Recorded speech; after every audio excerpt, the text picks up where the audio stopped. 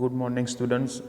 આપણે લાસ્ટ લેક્ચરની અંદર યુનિટ 1ની અંદર આપણે રામકૃષ્ણ પરમહંસ અને સ્વામી વિવેકાનંદ વિશે શીખી ગયા.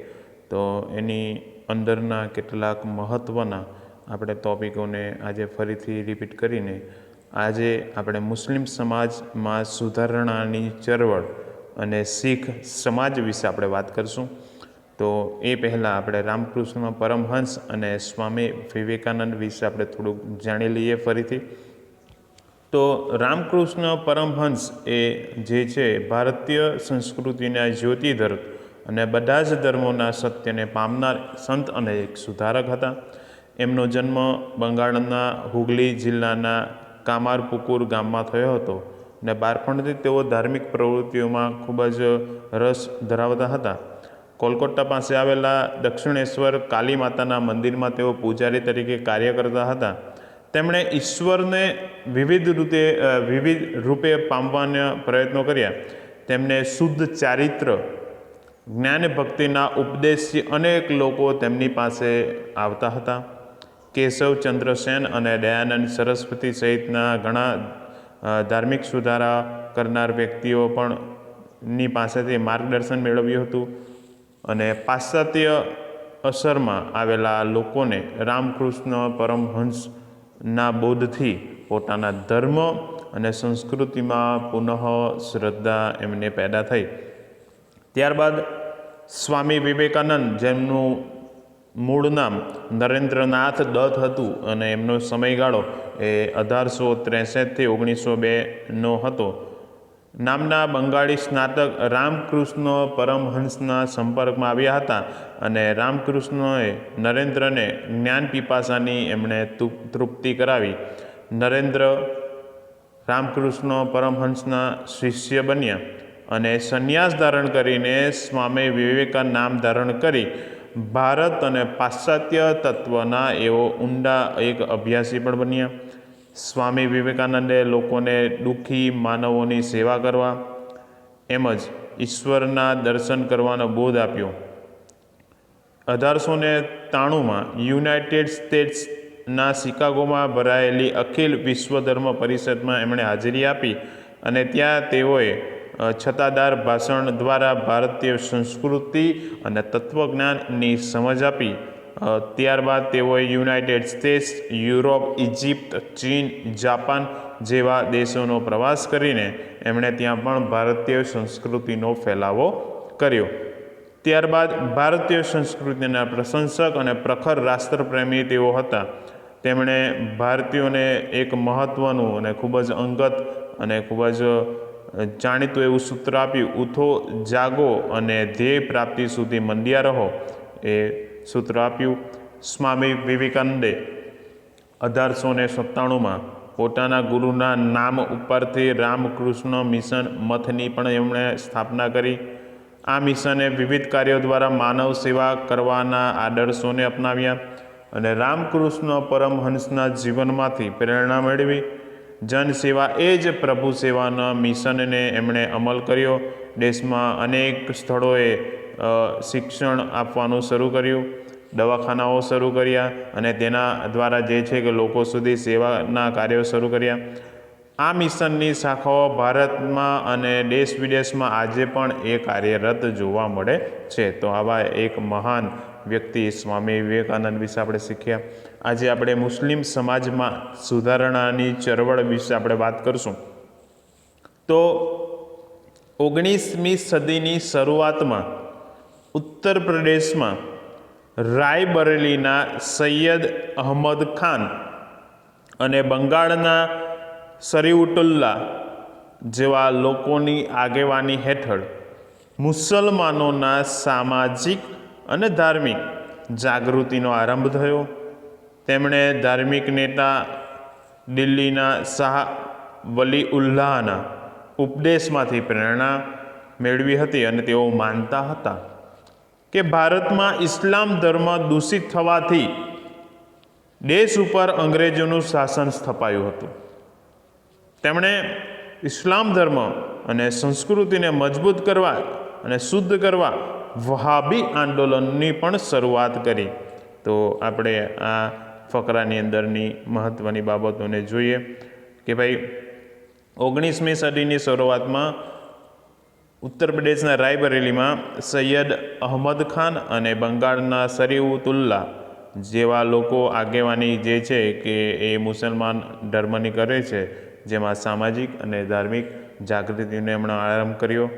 ધાર્મિક નેતા એમના દિલ્હીના શાહ વલીઉલ્લાહના ઉપદેશમાંથી એ લોકોએ પ્રેરણા મેળવી હતી અને એ લોકો એવું માનતા હતા કે ભાઈ ભારતમાં ઇસ્લામ ધર્મ દૂષિત થવાને કારણે કે ભાઈ ઘણા લોકો જે કેટલાક ખોટા માર્ગે ચડી ગયા હતા, કેટલાક લોકો આપણે જે છે કે ધર્મની જગ્યાએ પોતાને વધારે માન આપતા હતા.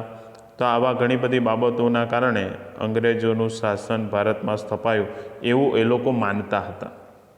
તેમણે ઇસ્લામ ધર્મ અને સંસ્કૃતિને મજબૂત કરવા અને ફરીથી એને શુદ્ધ કરવા માટે વહાબી આંદોલનની પણ એમણે શરૂઆત કરી હતી. ચાલો, તો હવે પછી તો વહાબી આંદોલન બાદ થોડા મુસલમાનોમાં પાશ્ચાત્ય વિચારોનો પ્રભાવ વધતા, પાશ્ચાત્ય એટલે પશ્ચિમના દેશોનો વિચાર વધતા અંગ્રેજી શિક્ષણનું પ્રમાણ વધ્યું. આવે એ લોકો મોટાભાગે આપણે જોઈએ છે તો એ લોકો જે શિક્ષણ મેળવતા હતા તો એ ઉર્દુ ભાષામાં શિક્ષણ મેળવતા હતા, પણ હવે એ લોકો ઉપર પણ જે છે એ અંગ્રેજી શિક્ષણનો પ્રભાવ કેવો થવા લાગ્યો હતો? વધવા લાગ્યો હતો.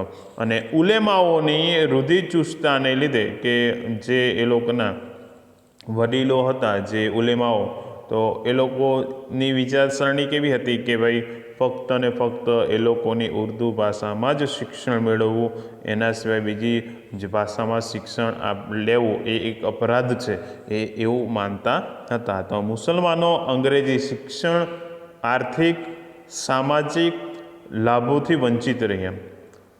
શું? તો અંગ્રેજી શિક્ષણ નહીં મેળવી શક્યા આના કારણે, કારણ કે લોકો કેવા હતા? રૂઢિચુસ્તમાં માનનારા હતા કે ભાઈ આપણે બીજી ભાષાને આપણે શીખી નહીં શકીએ, આપણી જે ભાષા છે એ ભાષામાં જ આપણે શિક્ષણ મેળવવું જોઈએ.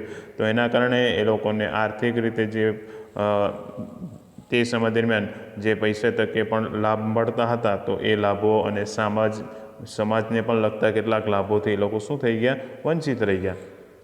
તેથી મુસલમાનોના શિક્ષિત અને મધ્યમ વર્ગનો ઉદય ઠીક સમય સુધી થયો નહીં. એટલે જે પ્રમાણે એ લોકોના મુસલમાનોમાં જે મધ્યમ વર્ગનો જે પ્રમાણે વિકાસ થવો જોઈએ એ પ્રમાણે વિકાસ થયો નહીં.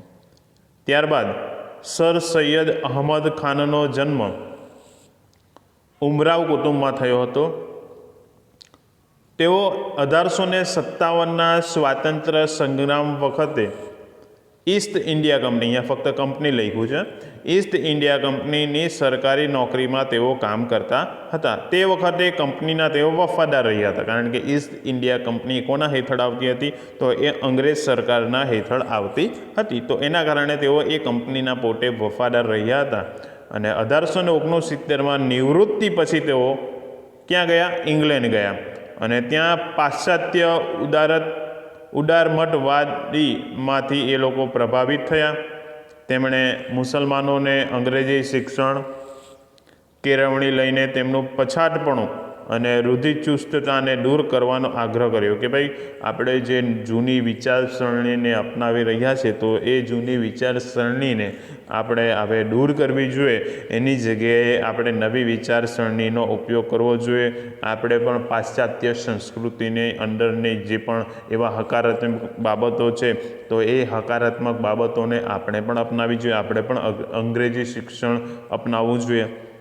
અને એમણે 1870માં તહજીબ ઉલ અખલાક નામનું જે છે એ સામાયિકની શરૂઆત કરી.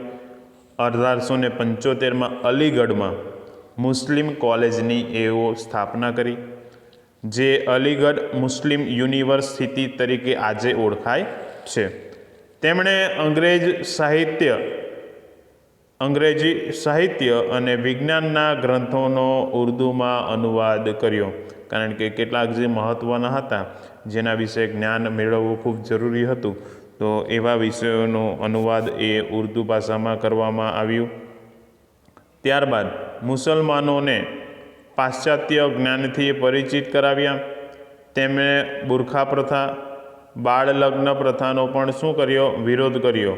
અને વિધવા વિવાહ અને સ્ત્રી કેળવણીની શું કરી? એમણે તરફેણ કરી કે ભાઈ તે આપણે જોઈએ છીએ કે મુસલમાન લોકો ઘણા બધા એમાં પણ જે છે કે બે પ્રકારની જાતિ આવે છે, શિયા અને સુન્ની.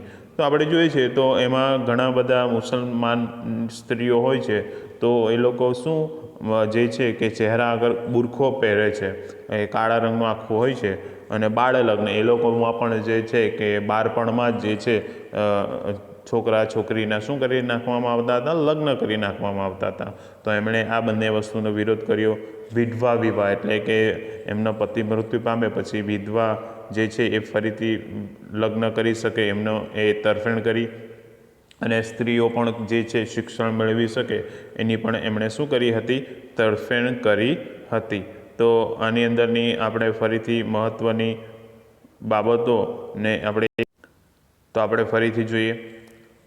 ચાલો, તો આની અંદરની મહત્ત્વની બાબત તો આપણે જે છે કે વહાબી આંદોલન બાદ મુસલમાનોમાં પાશ્ચાત્ય વિચારો વધતા અંગ્રેજી શિક્ષણનું શું થયું? પ્રમાણ વધ્યું. અને એના કારણે જે ઉલેમાઓની રૂઢિચુસ્તતાના લીધે અંગ્રેજી શિક્ષણ અને આર્થિક અને સામાજિક લાભોથી એ લોકો શું થતા હતા? વંચિત રહ્યા. અને તેથી મુસલમાનોમાં શિક્ષિત અને મધ્યમ વર્ગનો જે છે કે ઉદય બરાબર થઈ શક્યો નહીં. એટલે સર સૈયદ અહેમદ ખાનનો જન્મ ઉમરાવ કુટુંબમાં થયો હતો. તેઓએ 1857માં સ્વાતંત્ર્ય સંગ્રામ વખતે ઈસ્ટ ઇન્ડિયા કંપનીની સરકારમાં એ લોકો સરકારી નોકરી કરતા હતા. તો એ કંપનીના પોતે શું હતા? એક વફાદાર હતા. પણ એ 1869માં નિવૃત્તિ પછી એ પોતે ક્યાં જાય છે? તો એ ઇંગ્લેન્ડ ગયા. અને પાશ્ચાત્ય ઉદાર મતવાદથી એ પોતે પ્રભાવિત થયા અને એમણે અંગ્રેજી કેળવણીને લઈને પછાતપણું અને જે છે કે રૂઢિચુસ્તતા દૂર કરવાનો આગ્રહ કર્યો.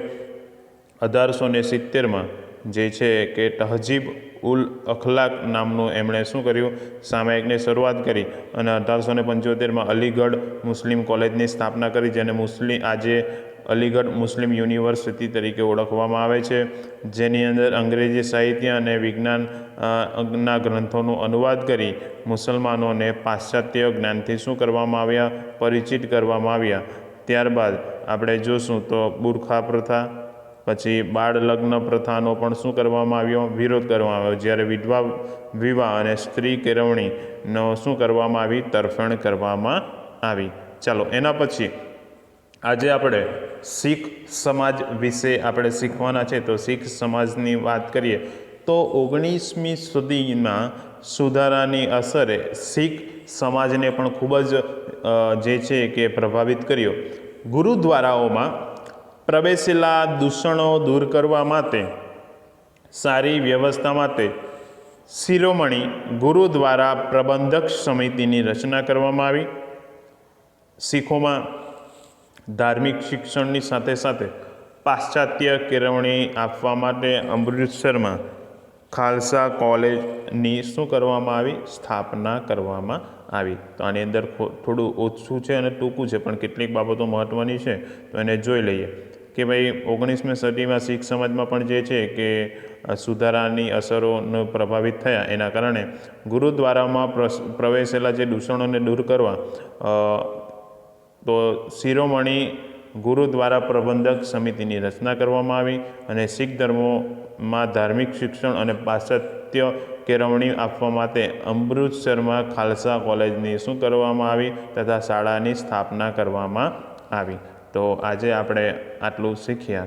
હવે પછીનું પારસી સમાજ, જ્યોતિબા ફૂલે અને ઠક્કર બાપા વિશે હવે પછીના લેક્ચરમાં આપણે શીખીશું. જય હિન્દ.